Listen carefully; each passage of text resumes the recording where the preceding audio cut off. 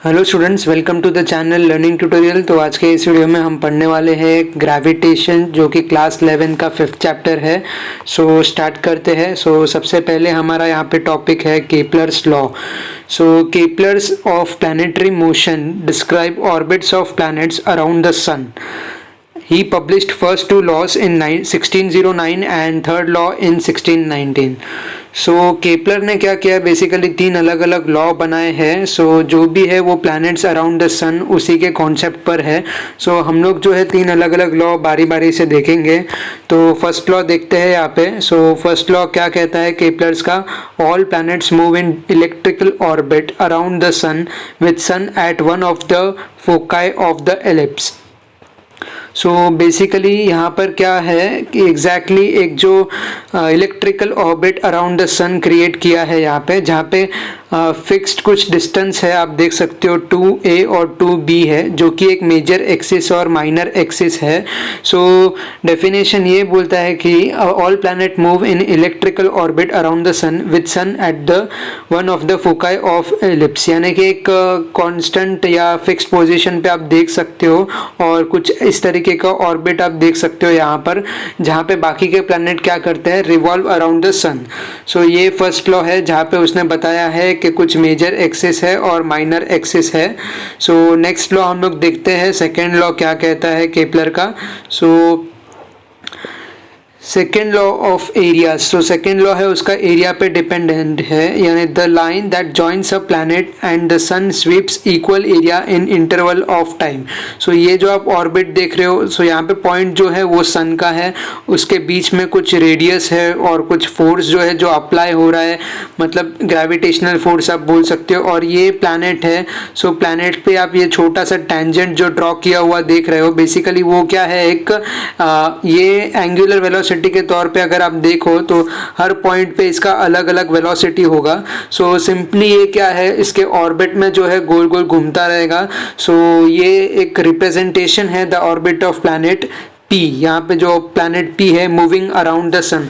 इसके लिए एक छोटा सा प्रूफ है, वो हम लोग देखते हैं अभी। यहाँ पे आप देख सकते हो एरिया जो है उसका ऐसा यूनिट सबसे पहले हम लोग देखेंगे। R इंटू वी टी की अगर मैं बात करूँ तो वेलोसिटी जो होता है वो मीटर पर सेकेंड होता है, और इंटू सेकेंड, यानी सेकेंड से सेकेंड कैंसिल हो जाएगा। हमें मीटर इंटू मीटर मिलेगा, यानी R का जो है वो मीटर है, मीटर स्क्वायर। एरिया जो है हम यहाँ पर मीटर स्क्वायर के इसमें देखने वाले हैं।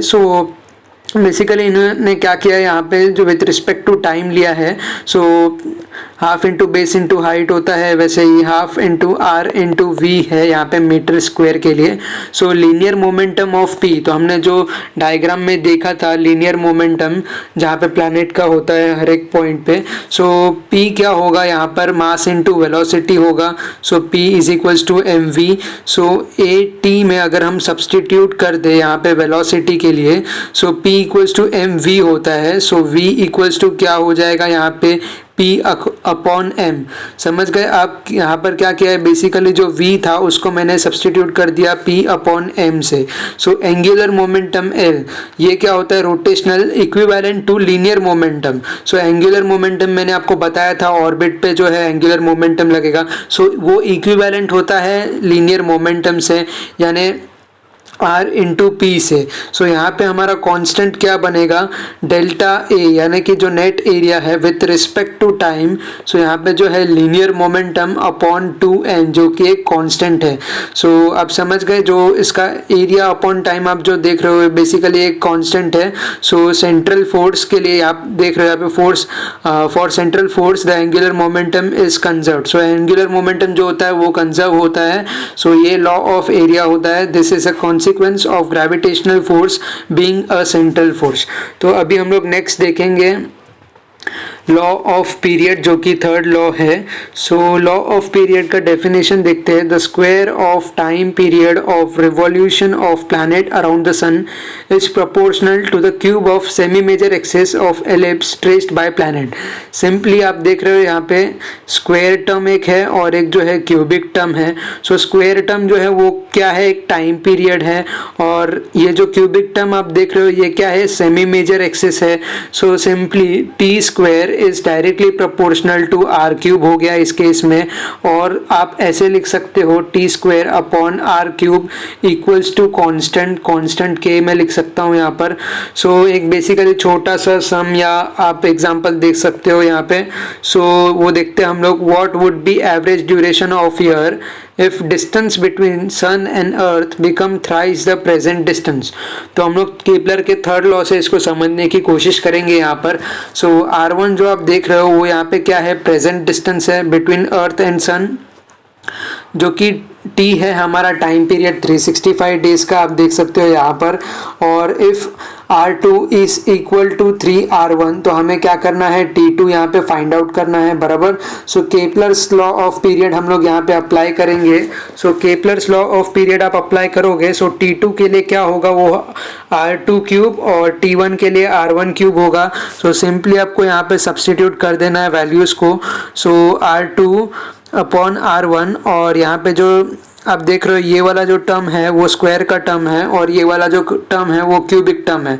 सो जब T2 अपॉन T1 का हम लोग स्क्वायर निकाल देंगे तो हमें क्या मिलेगा, यहाँ पे राइट हैंड साइड पे R2 upon R1 to the power 3 upon 2 यानी रेज टू 3/2 देख सकते हो आप। सो यहाँ पे हमने देखा जो यहाँ पे जो लिखा हुआ था थ्राइस था, right. So R2 equals to 3R1, अभी हमें क्या करना है वो रिप्लेस कर देना है।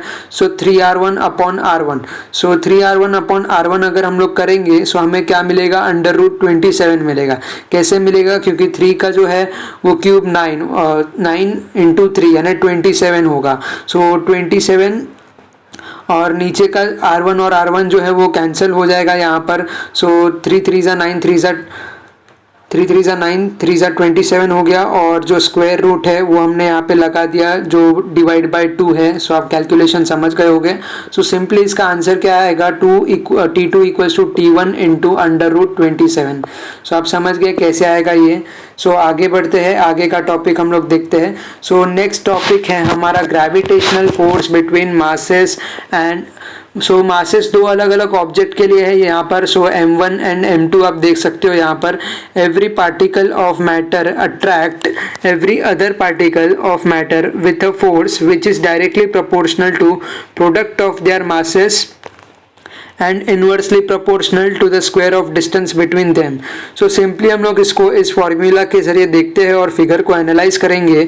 so F जो है यहाँ पे हमारा क्या है, M1 M2 यानी product of their masses and inversely proportional to their square of distance between them, यानी दो अलग अलग ऑब्जेक्ट के मासेस है, right. So inversely proportional to square of their distance, correct. So R2 है यहाँ पर। सो R स्क्वायर आप देख सकते हो। तो R2 जो है वो R21 है बेसिकली। सो वो with respect to M1 and M2 है जो डिस्टेंस बिटवीन मासेस है। सो यहाँ पे आप जो रेडियस देख रहे हो एग्जैक्टली रेडियस कहेंगे या हम जो डिस्टेंस कहेंगे यहाँ पे R1 और R2 है। सो जब हम कांस्टेंट निकालेंगे तो ग्रेविटेशनल कांस्टेंट हम लोग को यहाँ पे देखने को मिलेगा F equals to G into M1 into M2 upon R square. Basically constant निकाला तो G कांस्टेंट आ गया। सो G कांस्टेंट का वैल्यू यहाँ पर क्या है, सो G कांस्टेंट का वैल्यू है 6.67 into 10 to the power -11 newton metre square upon kg। और अगर आप इसका जो है डायमेंशन देखना चाहो तो वो L³ m⁻⁻1 t⁻⁻2 है। ओके, सो यहाँ पे एक छोटा सा हम लोग देखते हैं क्या है। So when distance between them is double the force become, so छोटा सा प्रूफ है F2 equals to G M1 M2। यहाँ पे क्या किया है, डिस्टेंस को जस्ट डबल कर दिया है। सो 2R स्क्वायर, तो फॉर्मूला क्या है exactly, G equals to M1 M2 upon R square, right. ये फॉर्मूला है। बट डिस्टेंस यहाँ पे अगर डबल कर दिया जाए सो जो नीचे का टर्म है वो क्या हो जाएगा, 4R स्क्वायर हो जाएगा यहाँ पर। समझ गए आप लोग कहाँ से, मतलब कैसे इलाबोरेट किया है इस चीज़ को। सो हम लोग सिंपली लिख देंगे यहाँ पर, यहाँ पे थोड़ा सा ओके सो मैच हुआ था। ओके, सो इरेज कर दिया मैंने। और F1 upon F2 equals to G M1 M2 upon R square. और अगर उसको डिवाइड कर दिया F2 को, सो वो क्या बनेगा 4r² upon G m1 m2। So double the distance का जो डिनोमिनेटर है वो 4r² हो जाएगा। सो कट होने के बाद हमें क्या मिलेगा यहाँ पे F2 equals to 1/4 Newton. 1/4 Newton कैसे समझ में आ गया रहेगा आपको, क्योंकि ये जो है अगर F1 अपॉन F2 हम देखते हैं तो वो क्या होता है 4 होता है, लेकिन अगर हम क्या करेंगे उसको F2 अपॉन F1 करेंगे, सो ये F2 अपॉन F1 अगर हम लोग करेंगे सो यहाँ पे हमें क्या मिलेगा 1/4 न्यूटन मिल जाएगा। सो ये इजी कैलकुलेशन था। सो F2 का क्या आएगा 0.25 न्यूटन। सो आगे बढ़ते हैं हम लोग। सो नेक्स्ट टॉपिक है हमारा यूनिवर्सल लॉ ऑफ ग्रेविटेशन। सो देखते हैं यूनिवर्सल लॉ ऑफ। सो उसमें सबसे पहले दो चीज़ आपको ध्यान रखनी पड़ेगी। Moon completes 1 revolution of earth approximately 27.3 days, और distance from earth to moon is 3.85 into 10 to the power 5 kilometers। तो ये चीज़ आपको ध्यान रखना पड़ेगा। और जो हमारा बेसिक है सेंट्रीपेटल फोर्स और Newton's law, F equals to mr omega square और F इक्वल्स टू ma।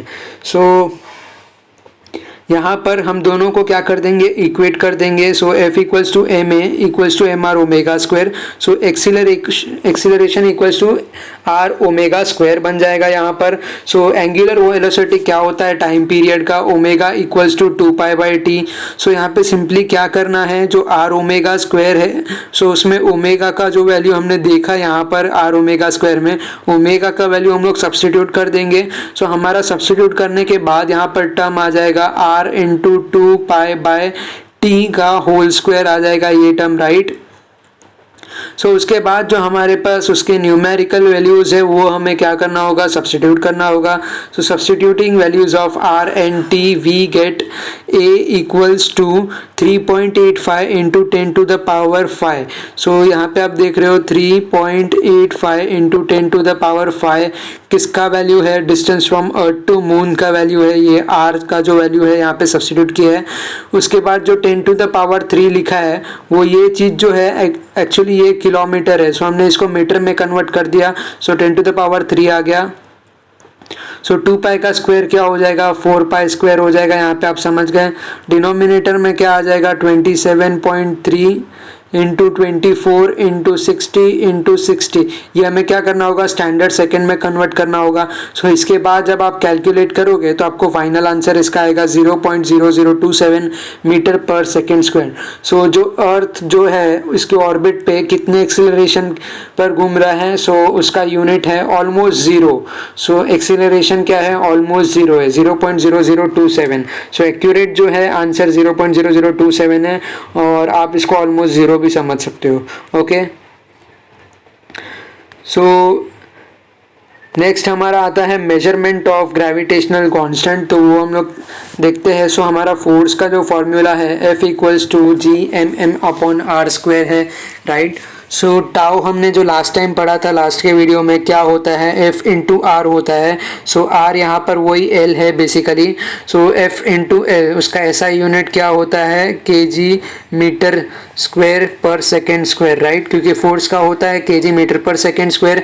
और अगर आप एक उसका यूनिट बढ़ा दो यानी लेंथ बढ़ा दो सो वो क्या हो जाएगा kg मीटर स्क्वायर पर सेकेंड स्क्वायर हो जाएगा।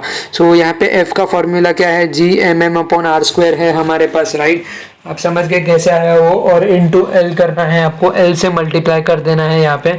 सो सिंपली इक्वेट करेंगे। सो ये वाला टर्म Gmm/r² इक्वल्स टू हम लोग टाउ यानी कि FL लिख सकते हैं। सो रिस्टोरिंग टॉर्क क्या होगा यहाँ पे Gmm/r² equals to k theta, tau equals to k theta होता है। सो k यहाँ पे हमारा जो है कांस्टेंट है बेसिकली। सो कांस्टेंट हम लोग क्या लिख सकते हैं equals to tau upon alpha. So यहाँ पे थीटा जो देख रहे हो वो एक एंगल आप बोल सकते हो बेसिकली। सो जो टाउ है वो आप रिप्रेजेंट कर सकते हो यानी कि टी टाउ इक्वल्स टू के अल्फा आप लिख सकते हो, या इस तरीके से आप लिख सकते हो इसको। सो नेक्स्ट टॉपिक हम लोग देखते हैं आगे। हमारा नेक्स्ट टॉपिक क्या है, so acceleration due to gravity. So acceleration due to gravity के लिए हमारे पास दिए हुए टर्म्स है यहाँ पर g इक्वल्स टू 9.81 मीटर पर second square. So radius of earth जो होता है 6.37 इंटू 10⁻6 मीटर, और ग्रेविटेशनल कांस्टेंट आपको पता है क्या है। सो हमें क्या करना है यहाँ पे, बेसिकली जो है मास ऑफ अर्थ निकालना है। सो हमारे पास सब गिवन डेटा है, बस सब्सटीट्यूट करना है। सो अगेन आपको अगर नहीं पता ये फॉर्मूला कैसे आया तो मैं इलाबोरेट करके आपको बता देता हूँ। सो फोर्स इक्वल्स टू क्या होता है, mg होता है। सो ग्रेविटेशनल के टर्म्स में क्या होता है फोर्स, सो वो क्या होता है m upon R square. So m से एक मास कट गया यहाँ पर, सो मास ऑफ अर्थ है, ये वाला जो m है वो मास ऑफ अर्थ है। तो यहाँ पे जो हमने लिखा है simply m upon R square, वो ये वाला टर्म है।